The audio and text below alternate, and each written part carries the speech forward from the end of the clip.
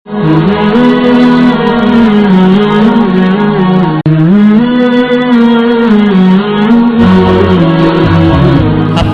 Wahabi itu sesat? Mereka mengaku kaum salaf juga. Kamu mohon bacut penjelasan tentang ajaran Wahabi. Dan zaman now, lihat ke Wahabi yang mengatakan acara memperingati maulidnya bid'ah. Mohon pencerahannya, Bure. Wahabi adalah satu kelompok yang membuat pengaruh perubahan baru yang udib di daerah Dar'iyah yang dasar Wahabi yang dipelopori oleh Muhammad bin Abdul Wahab. Jadi Muhammad bin Abdul Wahabnya terpengaruh pemikiran Ibnu Taimiyah. Terpengaruh pemikiran Ibnu Taimiyah yang Ibnu Taimiyahnya ikhtilaf para ulama. Ada yang mengatakan bahwa Ibnu Taimiyah kafir. Kenapa kafir? Karena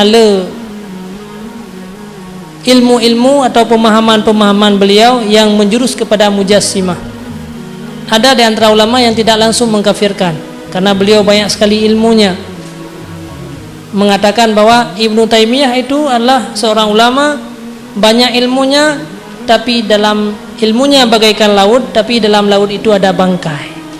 Ada sebagai ulama yang mengatakan dallun mudillun, dia orang yang sesat dan menyesatkan, tapi mereka tidak berani mengatakan bahwa Ibnu Taimiyah itu kafir. Jadi ayah daripada Muhammad bin Abdul Wahab adalah Wahab, abangnya Sulaiman al-Wahab. Jadi Wahabnya merupakan orang ahli sunnah wal jamaah, abangnya juga ahli sunnah wal jamaah. Maka yang menceritakan keburukan Muhammad bin Abdul Wahab, Wahabi, yang dinamakan sudah dengan Wahabi, jadi hanai buhnan roy, karena di buhnan ayah urung keramat panutan, karena ayah merupakan panutan, maka di buhnan dengan nan Wahabi, disom nama roy Wahabi itu adalah Wahab ayah daripada pelopor Wahabi Muhammad bin Abdul Wahab dari udib yang di Dar'iyah, daerah pegunungan bahasa Riyadh. Maka ibadahlah kelompoknya pada watian menyerang para syarif-syarif yang ada di Mekah. Ya, maka sangat terkenal sebenarnya Wahabi karena Triptad Mekah dikuasai oleh orang-orang Wahabi. Maka saatnya ke putra peninggalan urawanya dimusnahkan. Itulah Wahabi yang ada di Mekah pada saatnya. Kemudian ada orang-orang yang belajar di Mekah sebahagiannya pulang ke Aceh untuk mengembangkan pemahaman Wahabi. Karena apa kan? Yang keidihlah pusat yang pertama sekali Wahabi berkembang wadanya.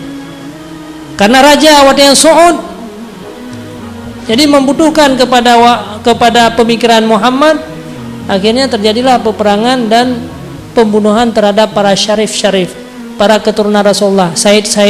Maka mereka banyak yang melarikan diri ke Yaman. Maka di Yaman lah yang banyak Said, di Mekah wadanya harus pelung urusnya. Itu singkat cerita tentang perkembangan Wahabi. Jadi akhirnya Muhammadnya kawaikan diwanti-wanti le ayahnya, Muhammadnya rusak. Nya melaino ka dipegat pemikiran-pemikiran baru. Dan yang membongkar kesesatan Wahabi itulah abang beliau Sulaiman al-Wahab. Sulaiman Wahabnya abang daripada Muhammad yang merupakan orang-orang yang butoy-butoy, yaitu ahli sunnah wal jamaah. Jadi goyan yang pegat yang membongkar kesesatan daripada Wahabi tersebut, kesesatan daripada Muhammad bin Abdul Wahab. Jadi dari sini timbullah pemikiran-pemikiran yang uronyo mungkin adanya ka rame dan pemahamannya kadang-kadang ka diserap oleh uri-uri yang bukan Wahabi sebenarnya, tapi ka terserap dengan virus daripada Wahabi. Bahkan bila seandainya kita menelusuri sejarah nasabah buku yang tentang Wahabi, dasar Wahabinya juga daripada orang-orang Yahudi. Karena Yahudi na yang Islam na yang kafir. Ya. Jadi panjanglah sejarah sebenarnya Wahabi. Maka akhirnya lelah pendapat-pendapat yang menyalahi dengan pendapat jumhur ulama. Mereka mengharamkan tawasul yang tujuan untuk mengkafirkan ulama-ulama ahli sunnah wal jamaah. mengharamkan jabat kubur, menghalalkan maulid Rasulullah. Itu tujuannya adalah untuk menjauhkan manusia daripada Rasul. Watekah hanale pegat maulid Rasulullah menghilangkan rasa mahabbah kita kepada Rasulullah. Watekah gadah mahabbah di sinilah bisa urang terjerumus kepada kekufuran. Padahal hadis-hadis banyak yang menyatakan bahwa maulid Rasulullah itu merupakan sebuah motivasi bagi kita untuk berbuat kebaikan-kebaikan. Dalam hadisnya disebutkan adanya putra yang salah dengan maulid. Dalam maulid kita adakan ceramah. Panina ayat Al-Quran yang melarang ceramah. Dalam maulid kita mengadakan tentang masalah khanduri. Tidak ada ayat Al-Quran yang melarang khanduri. Bahkan Rasulullah pernah ditanyakan, ayul a'mal afdal, ayul islam khairun. Apakah Islam yang paling baik itu? Yang pertama afsyus salam, yang kedua at'imut ta'am. Yang pertama afsyus salam, maka sampaikan salam kepada umat. Yang kedua at'imut ta'am, berikan makanan. Jadi memberikan makanan kepada orang lain, tayame rantang katanya orang lain terus kedih yang pajuh, tanya pajuh atau orang lain, saling bantu membantu. Itu merupakan sebuah sunnah yang paling besar yang diajarkan oleh Rasulullah SAW. Kemudian mendengarkan ceramah, mahabbah Rasulullah, berselawat, semuanya tidak ada hal yang dilarang dalam melakukan maulid Rasulullah SAW. Jadi virus-virus Wahabinya ke yang masuk kepada umat Islam sehingga mereka melakukan pemikiran-pemikiran baru sampai terus pada tingkat tauhid. Tauhid hanya istilah tauhid sifat 20. Mereka membuat tauhid baru yang berusaha kaitan mengibirkan tauhid barunya. Duda periksa dan hanya jadi dikeluarkan buku. Karena apa kan ada di kalangan katanya para pemegang kekuasaan yang berpikiran seperti pemikiran Wahabi. Tauhid salasah, mengandungi tauhid salasah itulah tauhid para kaum Wahabi.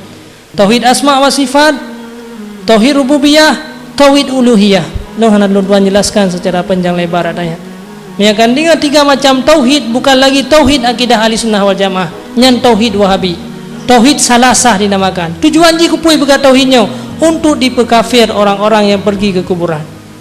Untuk dipekafir ulama-ulama. Wateka dipekafir, maka timbullah jihadlah untuk membunuh mereka. Tujuan akhir untuk membunuh umat Islam. Nah, jadi banyaklah pemikiran-pemikiran Wahabi yang bacut-bacut adanya akan memvirus. Maka tujuan yang terakhir yang kelagi dilid para syarif-syarif. Tapi urangnya di Mekah yang pusat daripada Wahabi, orang Mekah sendiri orang yang hendak terima oleh pemahaman Wahabi. Aku belum tahu terus wajah kan dong.